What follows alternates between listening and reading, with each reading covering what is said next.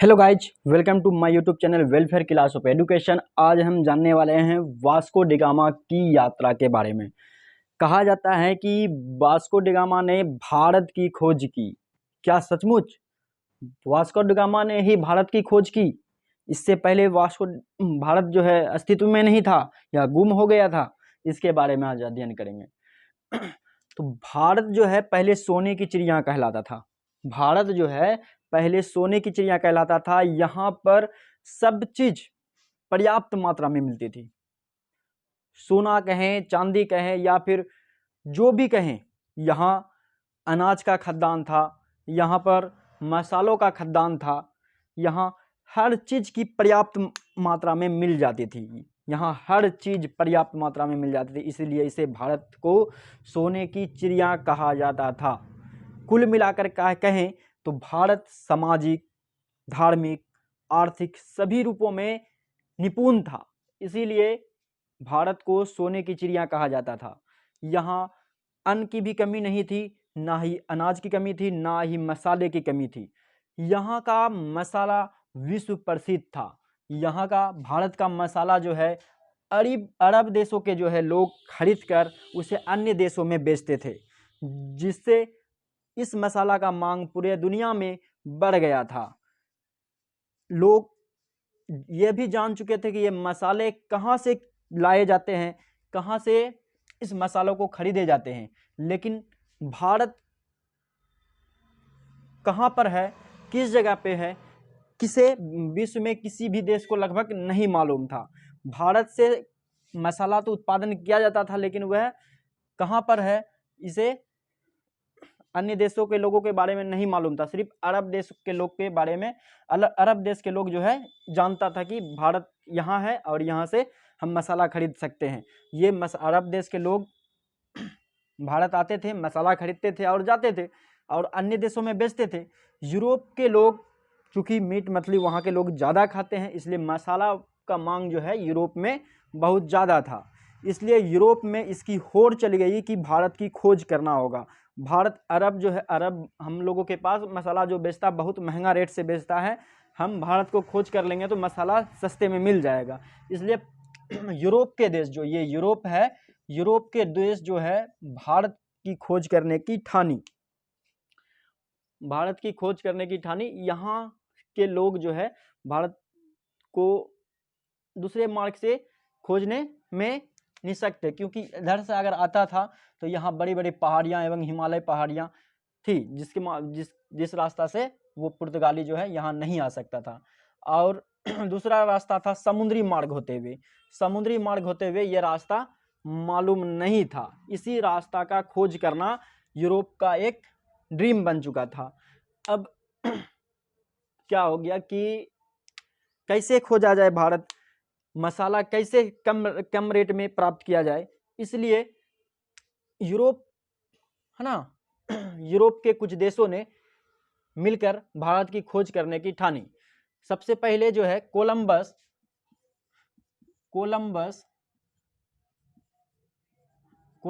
ने भारत की खोज करने की ठानी।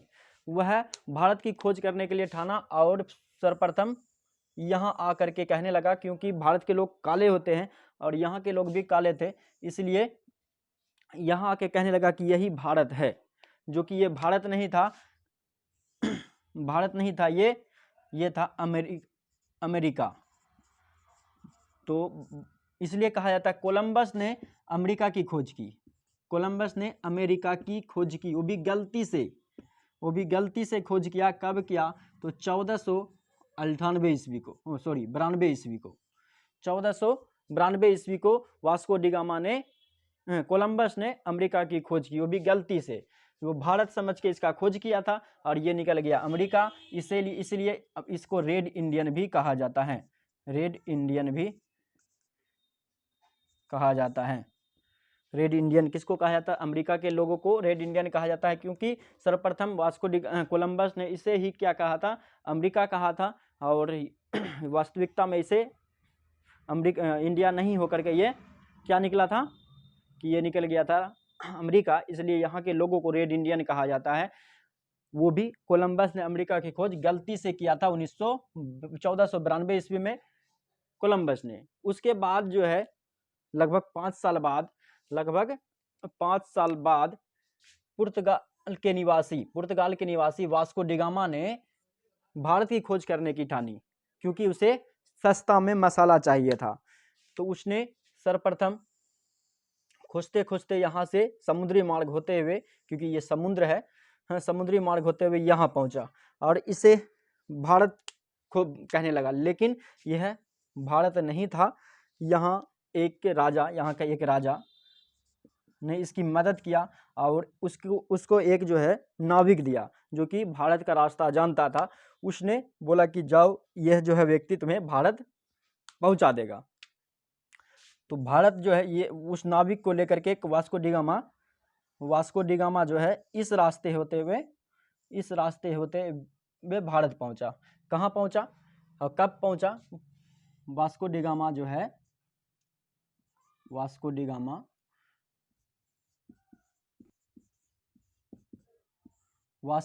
ने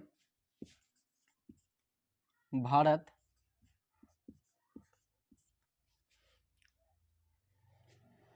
कब पहुंचा? तो 1498 ईस्वी में।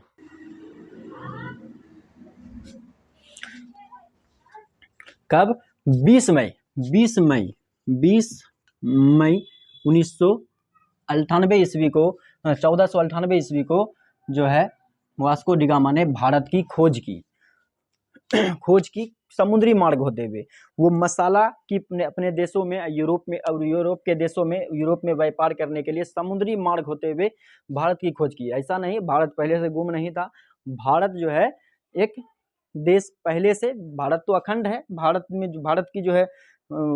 का तो कभी भूलने, हमारे जो वैदिक सभ्यता है ना, प्राचीन काल से भारत का अस्तित्व मिलता है। लेकिन पुर्तगाल को भारत के बारे में मालूम नहीं था, यहाँ से वह व्यापार करना चाहता था। इसलिए पहले वह कोलंबस ने ठाना कि हम भारत की खोज की, गलती से अमेरिका की खोज कर दिया 1498 ईस्वी में। और उसके बाद वास्को डिगामा जो है भारत की खोज करने की ठानी, जो कि 20 मई 1498 ईस्वी को भारत की खोज किया। अब जान लेते हैं हम वास्को डिगामा के बारे में कुछ बेहतरीन बातें। अब वो कहाँ पहुंचा था वास्को डिगामा, पहले ये जान लेते हैं कि वास्को डिगामा कहाँ पहुंचा था। वो कालीकट पहुंचा था, कालीकट है ना, कालीकट पहुंचा था। ये केरल में है, केरल राज्य में है। तो केरल का राजा जो है इसका अच्छा से स्वागत किया था वास्को डिगामा का, क्योंकि भारत के लोग नंगू पंगू अवस्था में था, इसके पास कपड़ा की पूर्ति नहीं थी, जैसे तैसे कपड़ा पहनता था। लेकिन ये जो वास्को डिगामा पहुंचा था बिल्कुल टाई वगैरह सब लगा के आया था, इसलिए इसे भरपूर मात्रा में, मतलब कि बहुत अच्छे से स्वागत किया गया। वहाँ के राजा उस समय जो थे, राजा का नाम तो मालूम नहीं, सुल्तान होता था उस समय, वहाँ के राजा को जमुरीन कहा जाता था। वहाँ के राजा को जमुरीन कहा जाता था। जमुरीन ने कालीकट पहुंचने पर वास्को डिगामा को बहुत अच्छे से स्वागत किया। और उसके बाद वहाँ पर वास्को डिगामा और जमुरीन जो है व्यापारिक समझौता किया, जिसके तहत वो मसालों का व्यापार भारत में करने लगा और धीरे धीरे पूरा जो है यहाँ पर अपना अधिकार जमाने के लिए सोचने लगा। तो पहले हम वास्को डिगामा के बारे में जान लेते हैं। वास्को डिगामा का जन्म जो हुआ था, वास्को डिगामा कहाँ का निवासी था? निवासी था पुर्तगाल का। पुर्तगाल का था। जन्म जो हुआ था, इसका जन्म हुआ था 1460 ईस्वी को। 1460 ईस्वी को इसका जन्म हुआ था। और खोज किया भारत का, श्रेय क्या है भारत की खोज का? भारत की खोज का श्रेय इसे ही जाता है, समुद्री मार्ग होते हुए। भारत की खोज का समुद्री मार्ग का खोज इसने ही किया। और इसका जो है मृत्यु जो हुई थी इसकी मृत्यु जो हुई थी वह हुई थी 1524 ईस्वी को, 23 दिसंबर 1524 ईस्वी की जो है इसकी मृत्यु हो गई थी। कहाँ पे? तो कोचिंग में,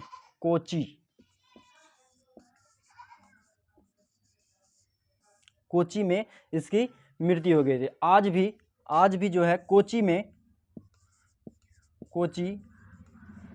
में जो है आज भी इसका कब्र है, आज भी इसका कब्र